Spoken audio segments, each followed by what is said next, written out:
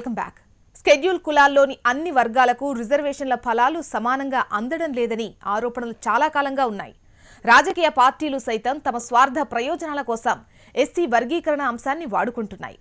అసలు ఎస్సీ వర్గీకరణ డిమాండ్ ఎందుకు వచ్చింది? ఈ వర్గీకరణకు ప్రాతిపదిక ఏంటి?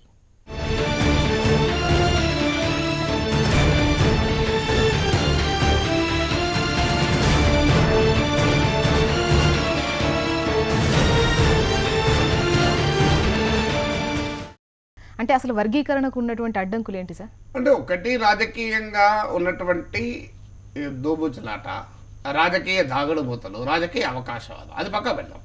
కానీ ఇందులో న్యాయపరమైన అంశాలు ఇంతవరకు పొలిటికల్ యాంగిల్ చెప్పాను. దీంట్లో లీగల్ యాంగిల్ ఉంటుంది. లీగల్ యాంగిల్ ఏంటంటే సుప్రీంకోర్టు ఒక వాదన చేసింది. ఏంటి అంటే షెడ్యూల్ కులాలు అనేది ఒక హోమోజీనియస్, ఒకే రకమైనటువంటి స్వభావం కలిగిన కులాల సమూహము అని చెప్పింది. ఇది హోమోజీనియస్ కనుక దీన్ని విభజించకూడదు అని. ఎందుకు ఇది హోమోజీనియస్ అంటే వీళ్ళు సమాజంలో అత్యంత అట్టడుగునున్న వాళ్ళు, మోస్ట్ బ్యాక్వర్డ్, మోస్ట్ అప్రెస్డ్. ఇంకా సుప్రీంకోర్టు పరిభాషలో చెప్పాలంటే లోలియెస్ట్ అన్నారు. లోలియెస్ట్ అంటే బాగా వెనుకబడిన వాళ్ళు. అందువల్ల వీళ్ళని విభజించలేము అనేది వాదన. కానీ ఈ వాదన నిజమా? మీరు ఎస్సీ రిజర్వేషన్లను రాజ్యాంగంలో చదివితే ఏమంటారు? ఎస్సీ రిజర్వేషన్లను ఇదంతా ఒకే రకమైన కులం అనలే. అక్కడ ఇందులో అనేక రకాల తెగలు, జాతులు, కులాలు ఉన్నాయని చెప్పారు ఓపెన్గా. సుప్రీంకోర్టు కూడా చెప్పింది ఇదే మాట. జస్టిస్ విఆర్ కృష్ణయ్య ఒక తీర్పులో చెప్తూ స్పష్టంగా చెప్పింది ఏంటంటే షెడ్యూల్ కులాలు అనేది it's an amalgam of various caste and clans అన్నాడు. అంటే అనేక రకాల కులాల సమూహం ఇది ఒక ఎమాల్గమేషన్ అన్నాడు. అందువల్ల షెడ్యూల్డ్ కులాలను అనేది ఒకే సమూహము, దీన్ని విభజించలేము అనే అంశము న్యాయమైంది కాదు. ఇక రెండోది ఏంటి, ఇక్కడ అసలు ఎస్సీ వర్గీకరణ డిమాండ్ ఎందుకు వస్తుంది? ఎస్సీ వర్గీకరణ డిమాండ్కు ప్రాతిపదిక ఏంటంటే ఒక వర్గం మాదిగల వాదన ఏంటంటే రిజర్వేషన్లు అనేది మొత్తం షెడ్యూల్ కులాలకు ఉపయోగపడాలి. కానీ మా షెడ్యూల్ కులాల్లోనే కొద్ది మంది ఎక్కువ ప్రయోజనాలు పొందుతున్నారు. దీనివల్ల మా షెడ్యూల్ కులాల్లోనే బాగా వెనుకబడిన వాళ్ళు ఈ ప్రయోజనాలు అందుకోలేకపోతున్నారు. అందువరకు వర్గీకరణ చేయండి. ఇప్పుడు బీసీలో ఎవరికైతే వాళ్ళకి ఏ ఉంటుంది, బి ఉంటుంది, సి ఉంటుంది కనుక అప్పుడు అందరికీ సమానంగా అవకాశాలు లభిస్తాయి. ఇవాళ దీని మీద ఒకటే చెప్పాలి ప్రభుత్వం, ఈ వాదన నిజమా అబద్ధమా? దీనిపైన అనేక కమిషన్లు వేశారు. కమిషన్లన్నీ నిజమే అని చెప్పినాయి. నిజమే అన్నప్పుడు వర్గీకరణ న్యాయం అవుతుంది, నిజం కానప్పుడు వర్గీకరణ న్యాయం కాదు. ఎందుకంటే ప్రయోజనాలు అందరికీ దక్కాలన్నది అంబేద్కర్ గారి ఫిలాసఫీ, రాజ్యాంగం యొక్క ఫిలాసఫీ. ఆర్టికల్ 16 కూడా ఏం చెప్తుంది?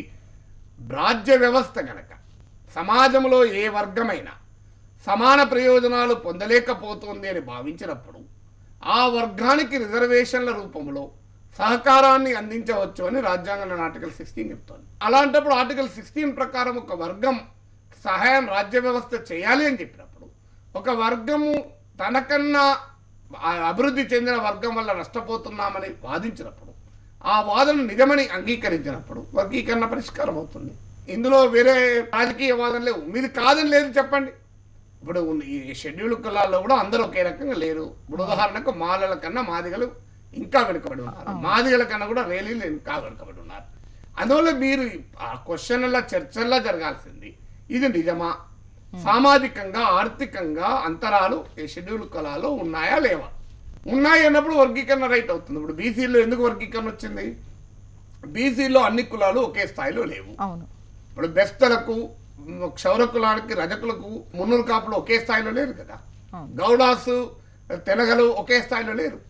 ఒకే స్థాయిలో లేని కులాలు ఉన్నాయి కనుక మీరు అందరికీ కలిపి కనుక రిజర్వేషన్ పెడితే ఒక రజక కుటుంబం నుంచి వచ్చిన బిడ్డ ఒక మున్నూరు కాపు కుటుంబం నుంచి వచ్చిన బిడ్డతో సమాన స్థాయిలో పోటీ పడలేదు. సమాన స్థాయిలో పోటీ పడలేదు కనుక వీళ్ళకు వాళ్ళనో గ్రూపులో పెట్టారు, వీళ్ళనో గ్రూపులో పెట్టారు. షెడ్యూల్డ్ కులాల్లో కూడా అలాంటి అంతరాలు ఉన్నాయా లేవా? ఉంటే వర్గీకరణ న్యాయం, ఉండకపోతే వర్గీకరణ న్యాయం కాదు. ఇప్పటి వరకు అన్ని కమిటీలు ఉన్నాయని అంటున్నాయి, రాజకీయ పార్టీలు కూడా ఉన్నాయని అంగీకరిస్తున్నాయి. ఎక్కడికైనా చట్టం కూడా చేశాయి. మరి ఇది చర్చ ఎక్కడిది? అందువల్ల ఇది మళ్ళీ మీతో ఇంకేమన్నట్టు రాజకీయమైన చర్చ. ఇక్కడ ఉమ్మడి ఆంధ్రప్రదేశ్లో ఇంకో సమస్య ఉంది. ఇక్కడ ఉమ్మడి ఆంధ్రప్రదేశ్లో సమస్య ఏంటంటే కులాలే కాదు, ఈ కులాలు ప్రాంతాల వారిగా కూడా తేడా ఉంది. ఇప్పుడు ఉదాహరణకు తెలంగాణలో మాదిగల జనాభా ఎక్కువ, ఆంధ్రలో కోస్తా ఆంధ్రలో మాలల జనాభా ఎక్కువ, రాయలసీమలో మాదిగల ప్రాబల్యం ఎక్కువ, ఉత్తరాంధ్రలోని 3 జిల్లాల్లో రేలీలు వారి జనాభా ఎక్కువ. వీళ్ళందరికన్నా వెనుకబడిన వాళ్ళు. అందువల్ల ఈ రకమైనటువంటి తేడా ఉంది కనుక మీరు రిజర్వేషన్లు అంటూ ఎలా ఈ వర్గీకరణ చేస్తారు అనే ఒక క్వశ్చన్ లేదు. అందుకే మీకు మాల మాదిగ ఇష్యూగా ఈ ఎస్సీ వర్గీకరణ ఇష్యూ తెలంగాణ ఉద్యమంతో కూడా లింక్ అయి ఉన్నది. అందుకే మీకు ఎంఆర్పిఎస్ తెలంగాణ ఉద్యమంలో కూడా బాగా పెద్ద పాత్ర పోషించింది. ఎందుకు అంటే తెలంగాణ వస్తే మా సమస్య పరిష్కారం అవుతుంది అని. అందువల్ల ఇప్పుడు రాష్ట్ర విభజన తర్వాత ఈ సమస్య లేదు. మన ఉమ్మడి ఆంధ్రప్రదేశ్లో ఆల్రెడీ బీసీలకు వర్గీకరణ చేస్తున్నాం. రిజర్వేషన్ ప్రయోజనాలు సమాజంలో అట్టడుగున ఉన్న వర్గానికి చెందాలి అని నమ్మినప్పుడు, అలా చెందడమే రాజ్యాంగ లక్ష్యమైనప్పుడు, అలా చెందడమే అంబేద్కర్ ఆశయమైనప్పుడు, ఆ అట్టడుగునున్నటువంటి వర్గానికి అందాలి. అట్టడుగున ఉన్న వర్గాల మధ్య అసమానతలు ఉన్నప్పుడు, అసమానత లేకపోతే వేరే విషయం, అసమానతలు ఉన్నాయి కదా. సో ఇవి వేరు కులాలు, ఆ వేరు కులాల మధ్య పెళ్లిళ్ళు జరగవు. అసలు ఇందులో ఎక్కువ కులం వాళ్ళు తక్కువ కులం వాళ్ళ ఇంట్లో ఆ భోజనం కూడా చేయరు. అంత తేడాలు ఉన్నాయి ఎస్సీల్లోనే. అయితే ఇక్కడ ఇంకొక వాదన ఏంటంటే ఎస్సీలు అనేది సామాజిక వెనుకబాటుతనం సాపేక్షకంగా చూసిచ్చినవి కావు. రిజర్వేషన్లు అంటరానితనం ఆధారంగా రిజర్వేషన్లు ఇచ్చారు కనుక అంటరాని కులాలన్నీ ఒకే, దీంట్లో తేడా ఉండకూడదని ఒక వాదన. ఇది కొంతవరకు ఈ వాదన కరెక్ట్. ఎందుకంటే ఇప్పుడు మీకు బీసీలో కూడా కొన్ని కులాలు ఉన్నాయి, ముఖ్యంగా సంచార జాతులు ఉన్నాయి. ఈ సంచార జాతులు ఎస్సీల కన్నా కూడా వెనుకబడిన వాళ్ళు, అతి భయంకరమైన జీవితాన్ని గడుపుతారు పాప వాళ్ళు. కానీ వాళ్ళు ఎస్సీ జాబితాలు లేరు, బీసీ జాబితాలు ఉన్నారు.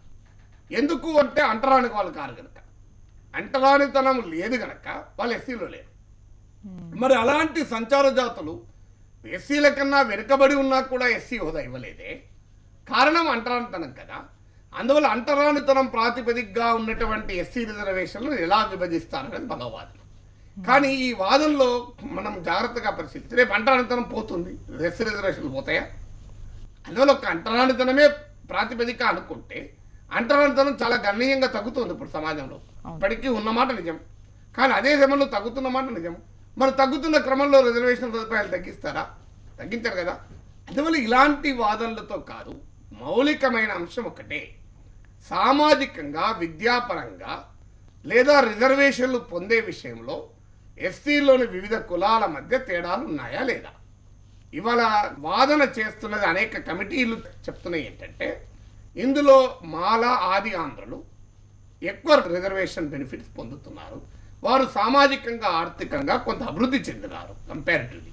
వాళ్ళు అభివృద్ధి చెందారంటే వాళ్ళు అగ్రకులాల స్థాయిలో వచ్చిందని కాదు ఉద్దేశం. కానీ ఆ మాదిగలు ఆ రేలీలు వీళ్ళు బాగా వెనుకబడిన వాళ్ళు. ఈ తేడా ఉంది గనక ఈ తేడా ఉండడము వల్ల ఒక వర్గం అంటే ఆ షెడ్యూల్ కులాలోనే బాగా వెనుకబడిన వర్గం రిజర్వేషన్ ప్రయోజనాలను సమాన స్థాయిలో పొందలేకపోతుంది. ఈ అంతరాలు అసమానతలు ఉన్నప్పుడు వర్గీకరణ పరిష్కారం అని చెప్తాను. అందువల్ల ప్రభుత్వాలు తేల్చాల్సింది ఇప్పటికైనా ఈ అంతరాలు ఉన్నాయా లేవా? ఉన్నాయని ఇప్పటివరకు ఒప్పుకుంటున్నారు. అంతరాలు సామాజిక అంతరాలు ఉన్నాయా లేవా? రిజర్వేషన్ ప్రయోజనాలు కూడా సమానంగా పొందడం లేదు అని అంటున్నారు.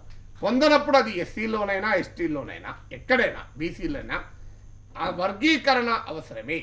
అంతరాలు ఉంటే వర్గీకరణ అవసరమే. ఆ సెక్షన్లలో అందరికీ కాక కొందరికే రిజర్వేషన్ సదుపాయాలు పొందితే వర్గీకరణ న్యాయం అవుతుంది. అలా లేనప్పుడు వర్గీకరణ న్యాయం కాదు. అలా ఉన్నదని చెబుతూ కూడా చట్టం చేయనన్న కరెక్ట్ కాదు.